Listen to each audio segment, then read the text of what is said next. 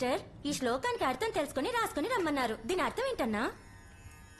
ఓ, ఇది భగవద్గీతలో కృష్ణుడు అర్జునునికి చెప్పింది.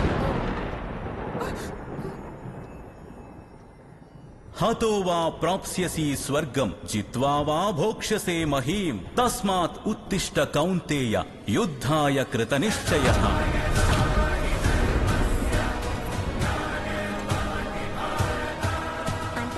హతోవా, ఒకవేళ ఈ యుద్ధంలో నువ్వు చస్తే స్వర్గం చేరుకుంటావు. వీరమరణమది. జిత్వావా, గెలిస్తే ఈ లోకమంతా నీదే, సింహాసనము నీదే. ఉత్తిష్ట, పైకిలే కుంతిపుత్రుడా.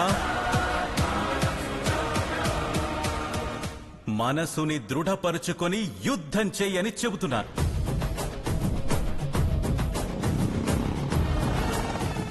శత్రువుల ముందు రొమ్ము విరిచి నిలబడే ధైర్యమున్నవాడే నిజమైన క్షత్రియుడు.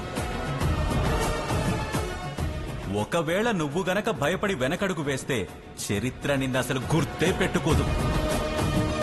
నువ్వు చరిత్రలో మిగలాలంటే ఎదురుగా యముడొచ్చి నిలబడినా సరే దమ్ముతో కలబడి కొండల్ని పిండి చేసేయాలి.